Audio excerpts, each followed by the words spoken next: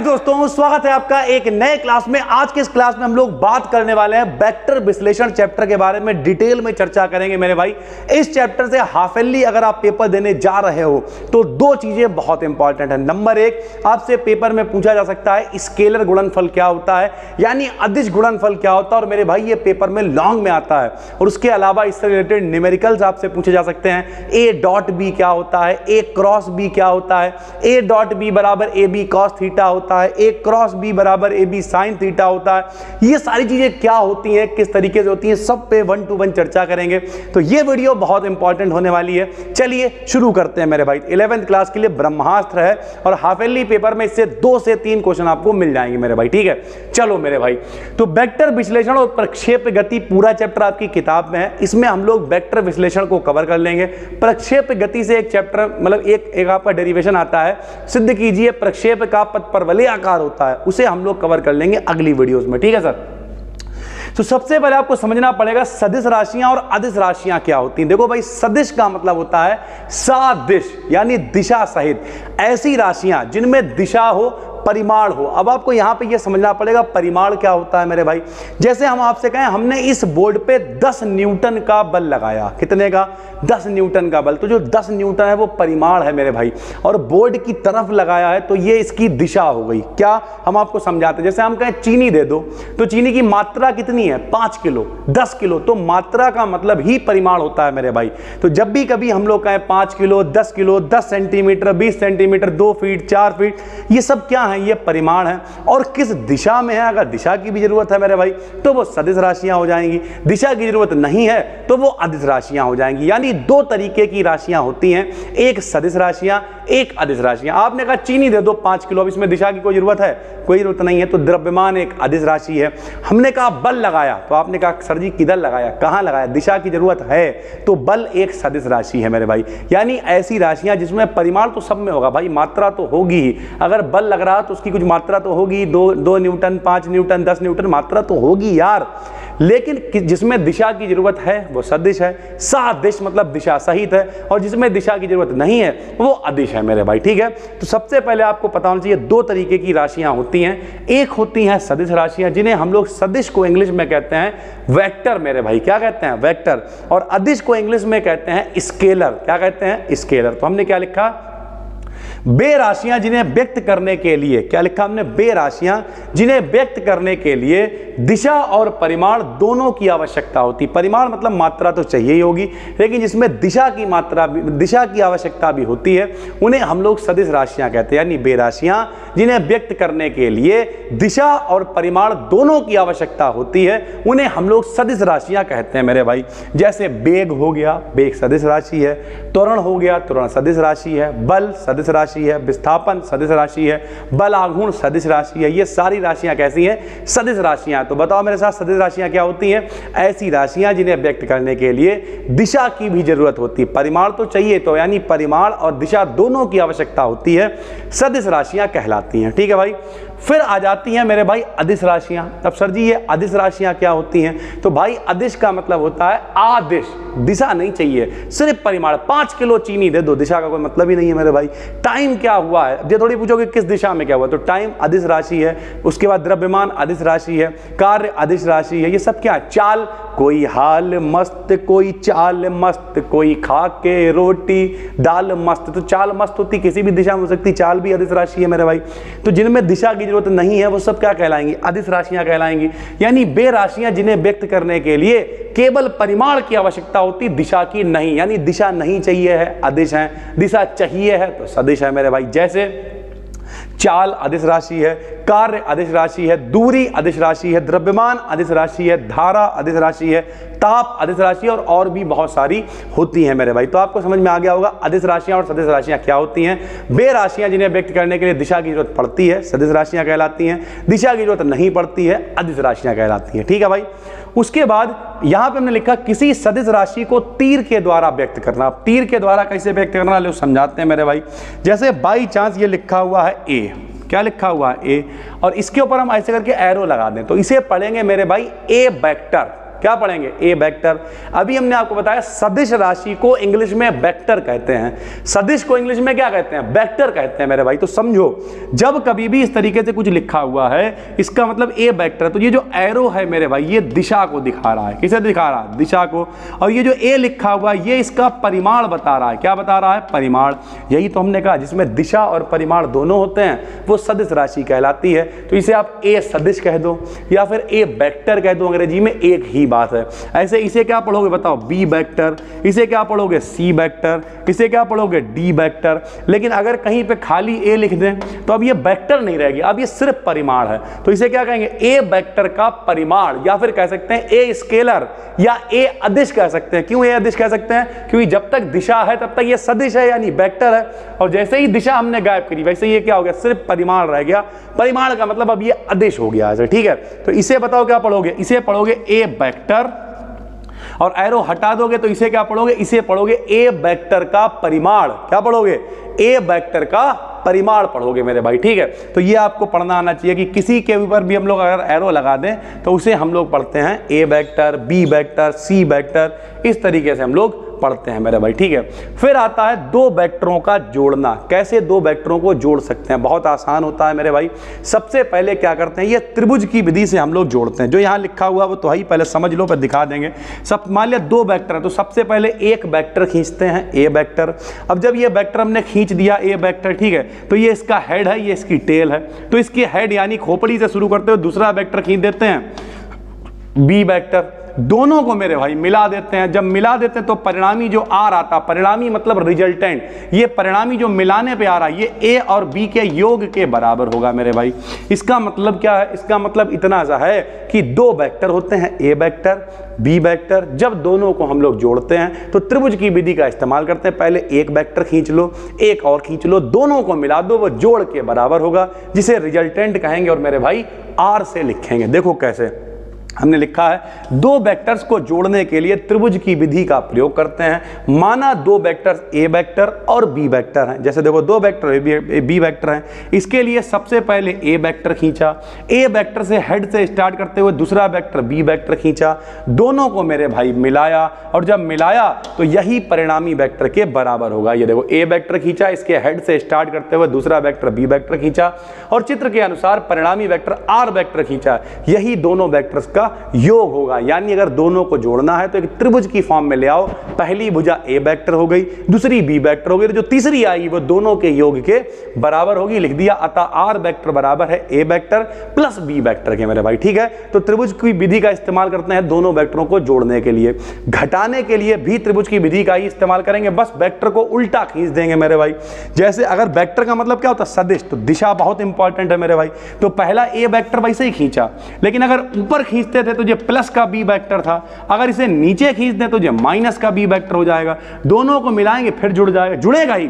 एक क्या है? ए वेक्टर, इसमें जुड़ेगा कौन? माइनस का बी वेक्टर। लेकिन मेरे भाई प्लस माइनस माइनस होता है तो ए माइनस बी अपने आप आ जाएगा। तो यानी माइनस के लिए कोई विधि लगाएंगे नहीं, प्लस वाली विधि से ही घटा भी लेंगे। कैसे? कि मेरे भाई कहते नहीं है कि जैसे अभी हम लोगों का जब चंद्रयान लॉन्च हुआ था, चंद्रयान 3, तो लोग कह रहे थे कि सर जो है कैसे उसमें जब ब्रेक नहीं है गाड़ी में तो कैसे रुकेगा, ये सारी चीजें होती हैं। तो उसमें कुछ नहीं करना होता भैया, उसे क्या करता है? रिवर्स। मान लिया 200 की स्पीड से कार जा रही है, अब 200 की स्पीड से कार जा रही है, अगर उसमें ब्रेक नहीं है तो क्या करोगे? उसे उल्टा करके चलाओगे, एक्सीलरेटर दोगे तो क्या होगा? जब विपरीत दिशा में चलाओगे मेरे भाई तो अपने आप उसकी गति कम होती चली जाएगी। तो इस तरीके की टेक्निक कई बार इस्तेमाल करी जाती है, जो यान वगैरह भेजे जाते हैं उनमें। तो हम लोगों ने भी इस्तेमाल कर ली भैया, प्लस को ही इस्तेमाल करा। बस ऊपर खींचते थे तो प्लस था, नीचे खींचा तो माइनस आ गया, और दोनों को जोड़ा तो A plus minus B, plus minus minus यानी ए माइनस बी हो गया मेरे भाई।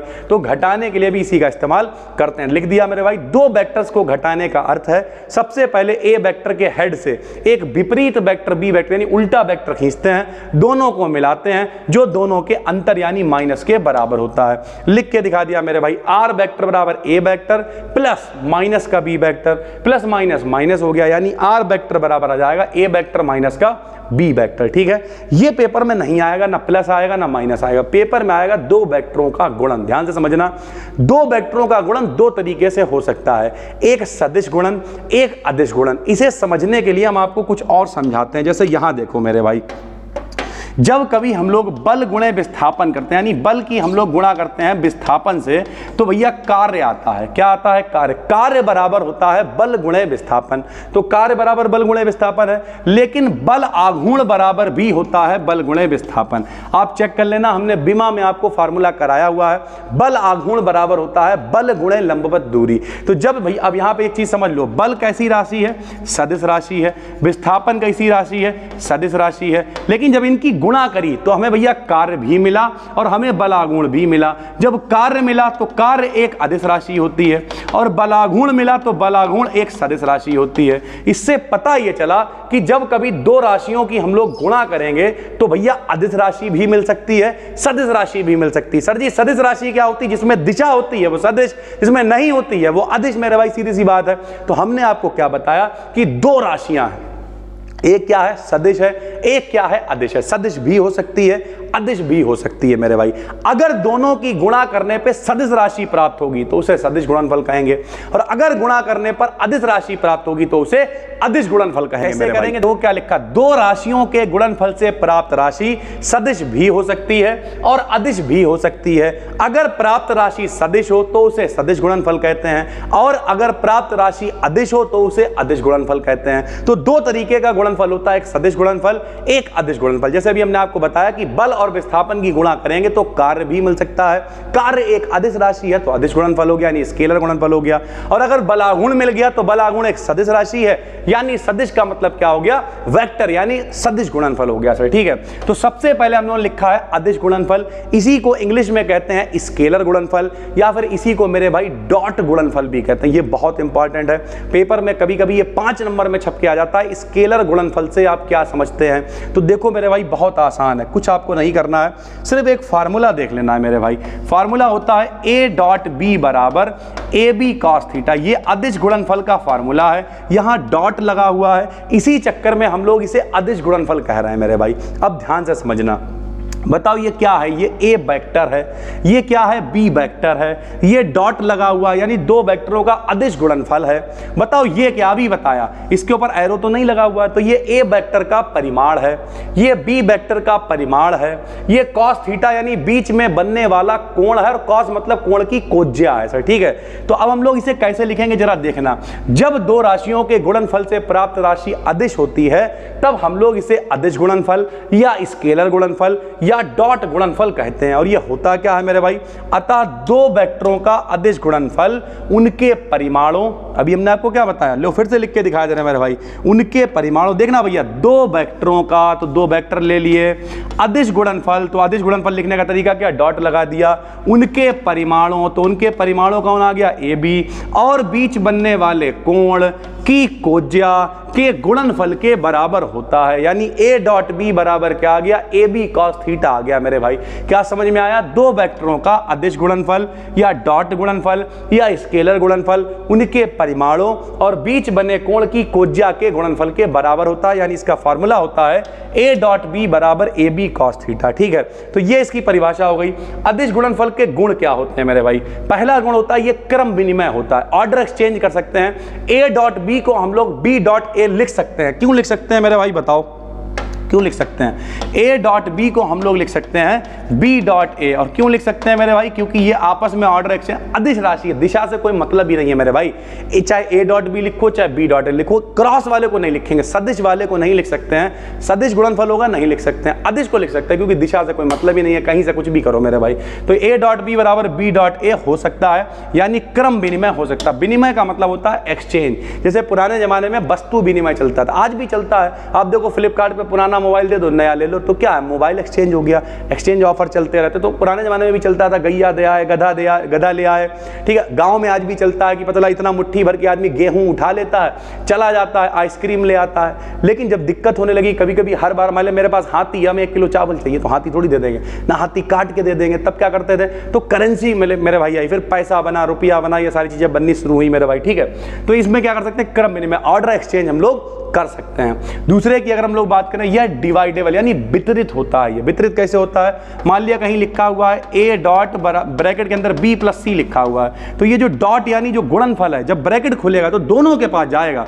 देखो b के पास भी जाएगा और साथ ही साथ मेरे भाई c के पास भी जाएगा, यानी ये वितरित होता है, डिस्ट्रीब्यूटेड होता है। यहाँ पे डिवाइडेबल नहीं, आप इसे लिखेंगे डिस्ट्रीब्यूटेड होता, बटता है मेरे भाई, ठीक है। उसके बाद दो लंबवत, अगर हम इसी फार्मूले में मेरे भाई लंबवत वेक्टर लें, देखो फार्मूला क्या है, a डॉट b बराबर होता है ab cos थीटा।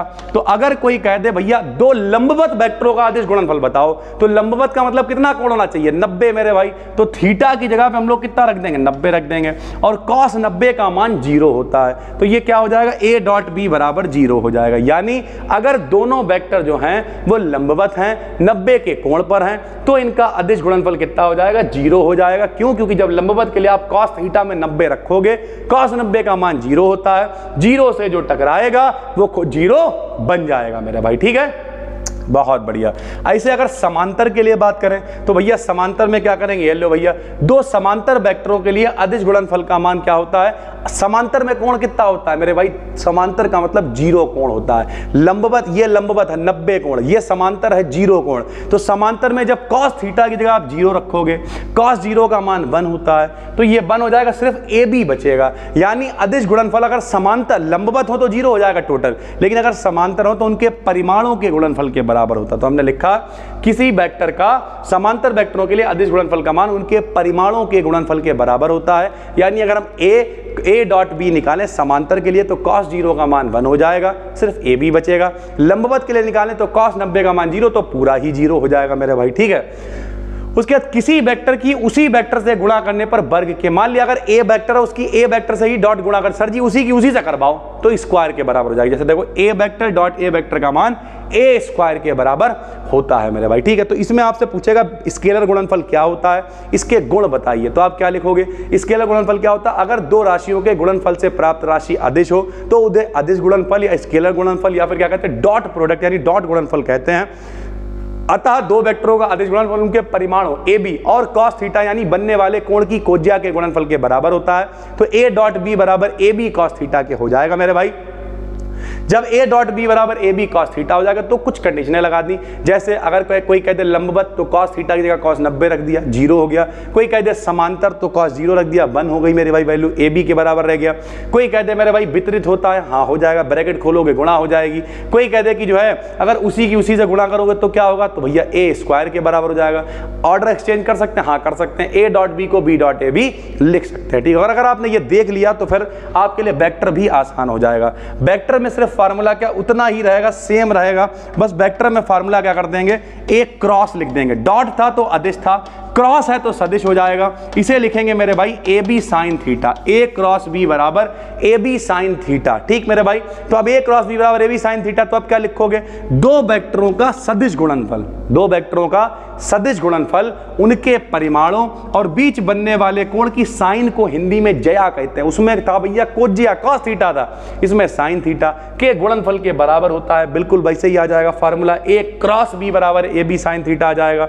सदिश गुणनफल के गुण बताओ, भैया वो ऑर्डर एक्सचेंज हो जाता था, ये नहीं कर सकते क्योंकि ये सदिश है, इसमें दिशा मैटर कर रही है। तो भाई मेरे इसमें A क्रॉस B को हम लोग B क्रॉस A नहीं लिख सकते हैं, A क्रॉस B को हम लोग B क्रॉस A नहीं लिख सकते हैं। वितरित वो भी होता था, ये भी हो जाएगा भैया, जैसे ही ब्रैकेट खुलता था डॉट अंदर जाएगा, वैसे क्रॉस भी अंदर चला जाएगा, A cross B A cross C, कोई दिक्कत नहीं है। अगर लंबवत की बात करोगे तो साइन में मान उल्टा होता है, तो जब लंबवत लेंगे तो साइन 90 का मान 1 हो जाएगा, तो परिमाणों के बराबर हो जाएगा। और उसमें मेरे भाई क्या होता था, उसमें 0 हो जाता था क्योंकि मान उल्टा होता है। और जब समांतर लेंगे तो साइन 0 का मान 0 होता है, तो समांतर के लिए सदिश गुणनफल 0 होएगा, अदिश वाला परिमाणों के बराबर होगा। लंबवत के लिए अदिश वाला 0 था, ये वाला परिमाणों के बराबर होगा, तो एक दूसरे के उल्टे हैं मेरे भाई, ठीक है। और उसमें क्या उसी की उसी से गुणा करते तो स्क्वायर हो जाता था। यहां पर अगर आपने एक ही ए से गुणा करनी चाहिए क्रॉस वाली, तो ये 0 के बराबर हो जाएगा मेरे भाई, ठीक है।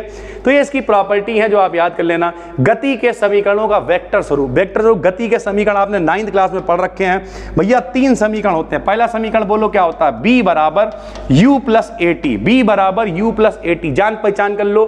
b माने अंतिम वेग, u माने प्रारंभिक वेग, वेग, ए माने त्वरण और टी माने समय। दूसरा होता है एस बराबर UT plus half A T square, S बराबर UT plus half A T square. S माने विस्थापन, यू माने प्रारंभिक वेग, टी माने समय, ए माने त्वरण और टी माने समय।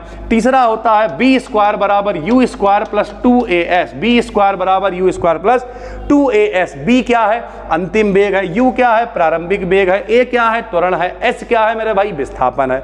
इनमें से अगर कोई कहते हैं वेक्टर स्वरूप में लिखो तो वेग सदिश राशि है, अंतिम हो, प्रारंभिक हो, विस्थापन हो, सब सदिश है। केवल इनमें जो समय है टी वो अदिश है। तो हम लोग इनमें सिर्फ टी के ऊपर वेक्टर नहीं लगाएंगे। सदिश का मतलब क्या होता है? वेक्टर, यानी एरो लगा के लिखना।